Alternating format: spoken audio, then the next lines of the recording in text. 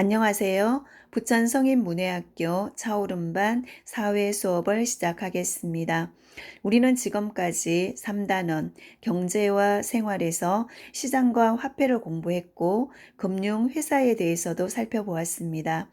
오늘은 3단원에서 생각 따지기 문제와 요점 정리를 통해서 복습해 보도록 하겠습니다. 그러면 우리 교과서 68쪽을 펴주세요. 68쪽에 보시면 생각 따지기 문제가 나오죠. 1번부터 보겠습니다. 페이지 68쪽.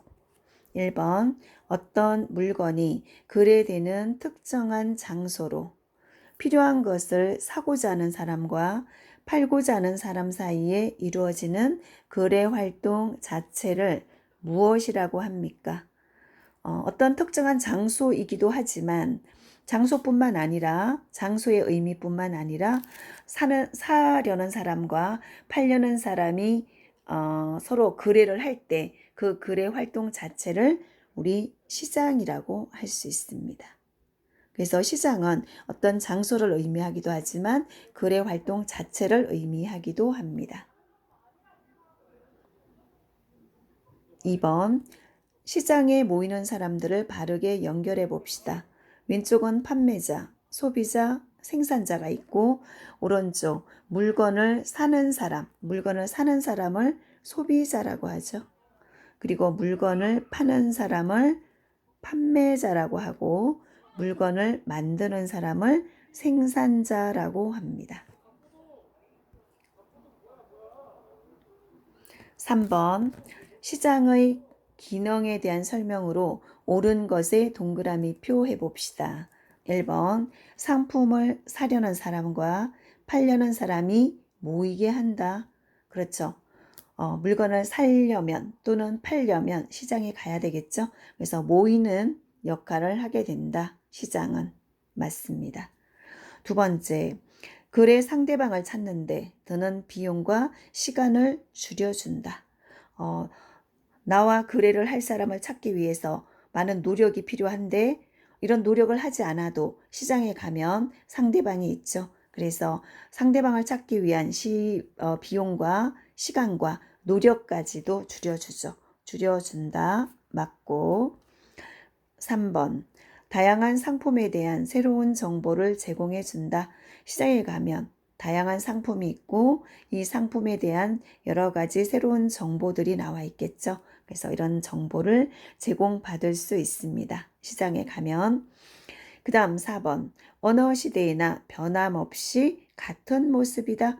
예전의 시장과 지금의 시장이 똑같은 모습인가요? 아니죠. 지금은 인터넷으로 물건을 사기도 하고 그 다음에 홈쇼핑으로 물건을 사기도 하고 이렇게 시장의 모습이 많이 바뀌었습니다. 그래서 맞는 것은 1번, 2번, 3번이 되겠죠.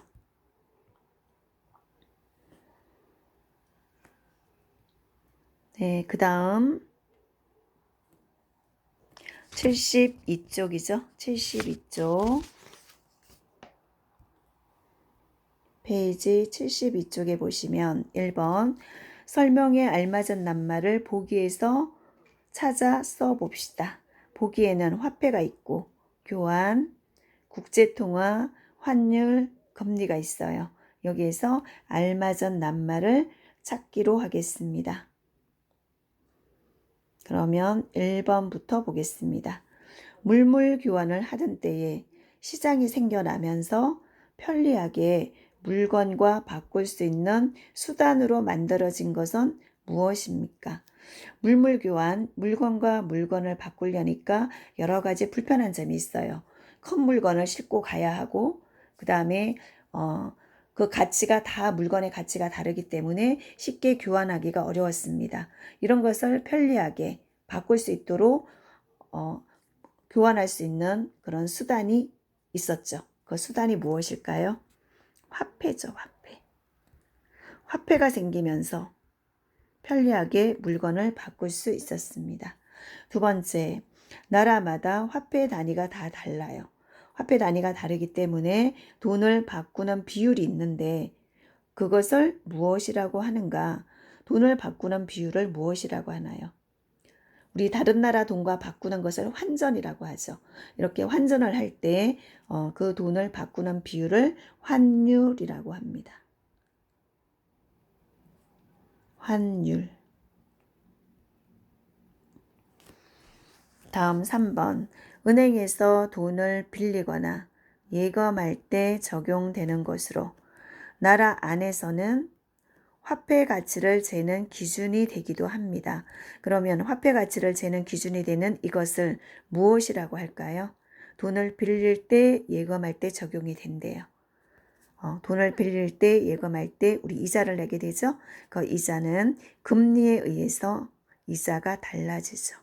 그래서 여기는 금리라고 할 수 있고 금리는 나라 안에서 화폐 가치를 재는 기준이 된다.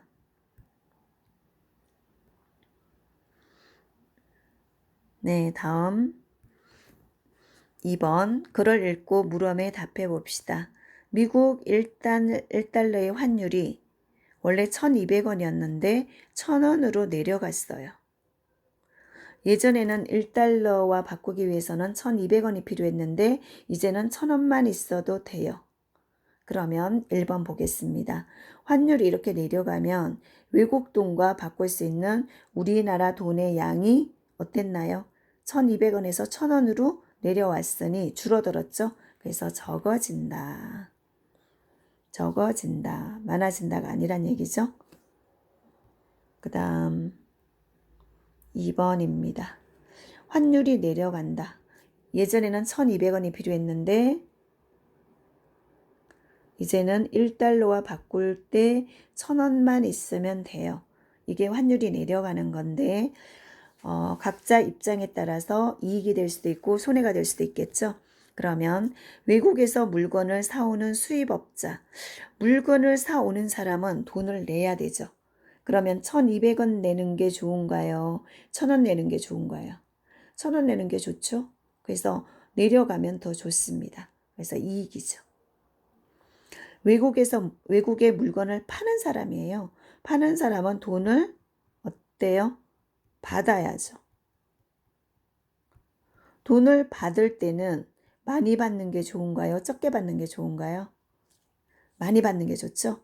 그래서 1000원으로 내려가서 많이 받을 수가 없어요. 그래서 수출업자는 1200원이 더 좋습니다. 그래서 지금은 1000원이기 때문에 오히려 손해가 되겠죠.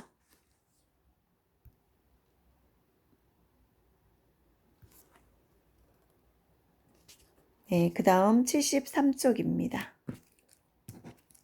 73쪽에 정리된 내용을 보겠습니다. 1번. 사람들은 쓰고 남는 생산물이 생기면서 내가 쓰고 남는 게 있어요. 그러면 나에게 꼭 필요한 다른 물건과 바꾸었으면 좋겠죠. 그래서 자신에게 필요한 다른 생산물을 얻기 위해서 무엇을 했나요? 물물교환을 시작했어요. 물건과 물건을 바꾸는 물물교환을 하기 시작했다. 아주 오래전에는 이렇게 했다는 거죠.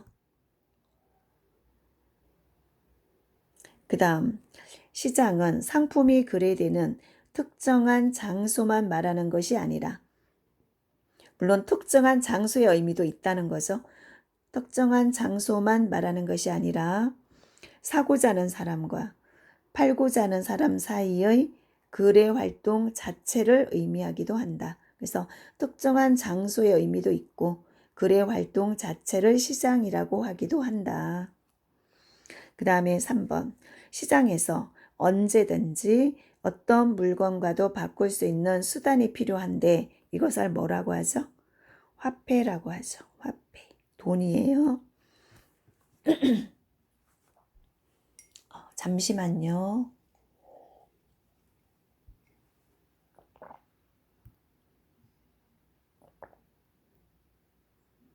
그 다음 4번. 나라마다 화폐 단위가 달라서 우리나라 돈과 외국 돈을 교환할 때 교환하는 비율을 환율이라고 한다고 했어요. 우리나라 돈과 다른 나라 돈을 바꾸는 것은 환전이라고 하고 이때 돈을 바꾸는 비율을 환율이라고 한다.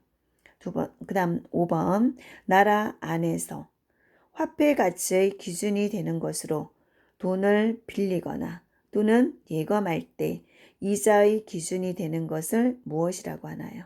금리라고 하죠. 금리에 따라서 내는 이자가 달라집니다. 네, 이렇게 해서 73쪽까지 살펴보았고 그 다음 우리 교과서 77쪽을 펴주세요. 77쪽에 생각 따지기 문제가 있습니다. 1번 괄호 안에 공통으로 들어갈 알맞은 말을 보기에서 골라 써봅시다. 은행인지 금융인지 한번 읽어보겠습니다. 자금을 융통하는 일이다. 예금을 할 수도 있고 대출을 받을 수도 있고 정권에다 투자할 수도 있고 보험에 가입할 수도 있어요. 그러면 이것과 같이 다양한 유형의 금융 서비스를 제공하는 회사를 무슨 회사라고 할까요? 금융회사라고 하겠죠. 그러면 위에도 금융. 금융이란 자금을 융통하는 일입니다. 그리고 이런 회사들을 금융회사라고 하죠. 은행은 금융회사의 일부분이에요. 금융회사에는 은행도 있고 그 다음에 보험회사도 있고 정권회사도 있고 그래서 은행은 금융회사 안에 포함되는 일부분이 되겠죠. 다음 2번입니다. 은행과 같이 예금 등의 금융 서비스를 제공하는 금융회사의 종류를 두 가지만 써봅시다. 물론 은행도 금융회사인데 은행 말고 다른 금융회사 뭐가 있나요? 우리 주식을 사고 파는 증권회사가 있죠. 증권회사. 그 다음에 보험을 드는 보험회사도 있습니다.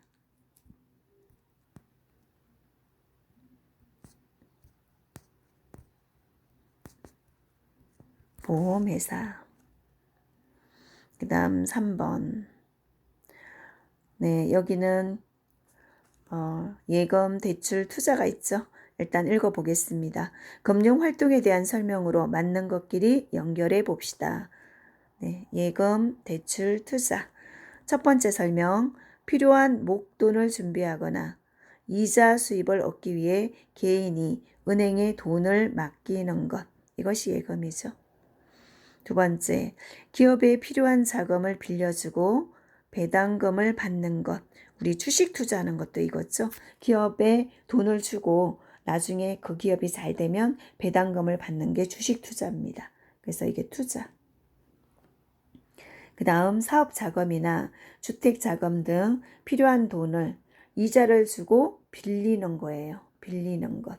빌리는 것은 대출입니다.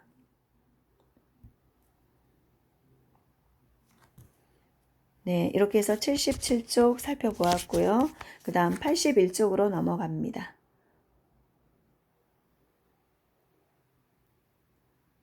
페이지 81쪽 1번 일반은행에 해당하는 것에는 일반이라고 쓰고 한국은행에 해당하는 것에는 한국이라고 써봅시다.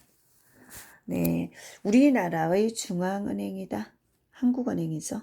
네, 한국은행입니다. 그 다음 2번 개인을 상대로 예금과 대출을 한다. 개인을 상대로 하는 것은 일반은행이죠. 우리 한국은행에는 우리가 가서 예금이나 대출을 할 수가 없습니다. 우리가 그리 할 수 없는 은행이 한국은행이에요. 그래서 개인이 예금, 대출을 할 수 있는 곳은 일반은행이 되겠죠. 우리나라 돈을 만든다. 한국은행에서 만들죠. 그래서 우리나라 돈에는 한국은행이라고 쓰여져 있습니다. 그 다음 공과금을 받는다. 우리 일반은행 가야 되겠죠. 네, 이렇게 구분해 보았고 2번 현명한 금융활동에 모두 동그라미 표를 해봅시다. 현명한이에요. 잘한 것. 1번, 금융 정보를 다양하게 수집한다. 많은 금융 정보를 알고 있다면 여러 가지로 투자를 하는데 유리하겠죠. 두 번째, 금리는 은행마다 비슷하니 가까운 은행이 가장 좋다? 그렇지 않습니다. 은행마다 이자가 다 다르죠. 그 다음 3번, 금융거래 시 반드시 계약서를 작성해야 한다. 그렇죠? 금융거래할 때는 반드시 계약서 작성해야 합니다. 차용증 써야죠. 빌려줄 때는. 맞는 말이고. 4번, 사업자가 보여주는 약관. 우리 약관은 보통 보험 들 때 많이 받게 되죠. 보험 들고 약관 받습니다. 그러면 여기서 사업자라는 것은 보험회사가 되겠죠. 보험회사의 보험을 들고 약관을 받고 이 약관을 잘 읽어보고 나한테 유리한지 확인을 꼭 해봐야 되겠죠. 그런데 약관만 믿고 그냥 서명을 해요. 그럼 약관에 어떻게 써여 있는지 어떤 거래 조건인지 알 수가 없겠죠. 절대로 그렇게 하시면 안 됩니다. 다음 3번. 다음 A씨의 사례를 읽고 주의해야 할 점이 무엇인지 말해봅시다. 65세 A씨는 노인 일자리 사업을 알게 되어 면접을 보고 합격을 했습니다. 사장이 월급을 이체할 때 필요하다며 신분증, 공인인증서, 비밀번호, 예금 통장을 제출하라고 했습니다. 이렇게 하면 큰일 나겠죠. 신분증 절대로 보여주면 안 되고 공인인증서, 비밀번호, 예금 통장 자체를 넘겨주는 일은 없습니다. 그냥 통장 번호만 알려주면 되겠죠. 여기서 월급을 이체할 때는 통장 번호만 알려주면 됩니다. 계좌번호죠.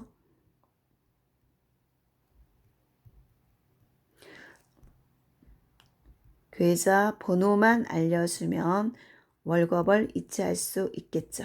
그래서 신분증, 공인인증서, 비밀번호, 예금통장 절대로 주면 안 됩니다.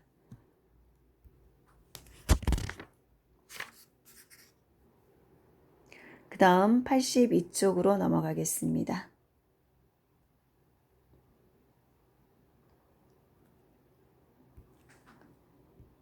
페이지 82쪽. 1번, 자금을 융통하는 일을 무엇이라고 하나요? 금융이라고 하죠. 그 다음에 2번, 금융 서비스를 제공하는 회사를 금융회사라고 하며 금융회사는 자금의 공급자와 수요자 사이에서 중개자 역할을 담당한다. 예를 들어 금융회사에 속하는 것이 은행이죠.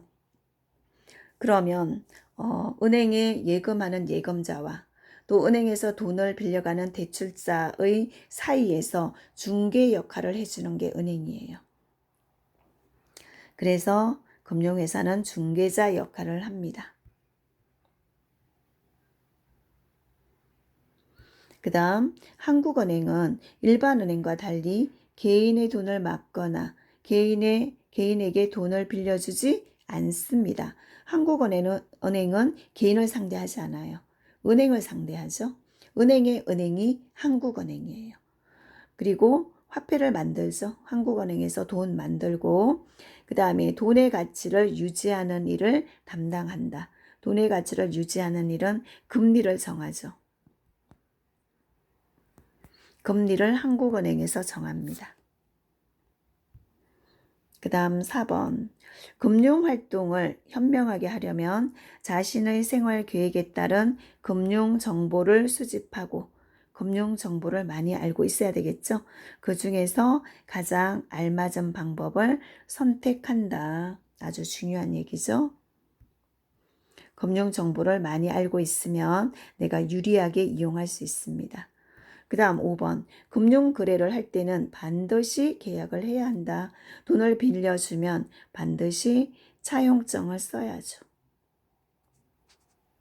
그래야 빌려준 돈을 돌려받을 수 있습니다. 법적으로. 그 다음 6번. 금융거래를 안전하게 하려면 개인정보를 철저히 관리해야 한다. 개인정보 함부로 넘겨주면 큰일 나겠죠. 비밀번호, 그 다음에 주민번호 전체 알려주면 안 됩니다. 그래서 주민번호가 필요한 경우는 꼭 앞자리만 알려달라고 해요. 뒷자리까지 다 알려주지 않습니다. 그래서 이런 개인정보를 철저히 관리하는 일이 중요하겠죠.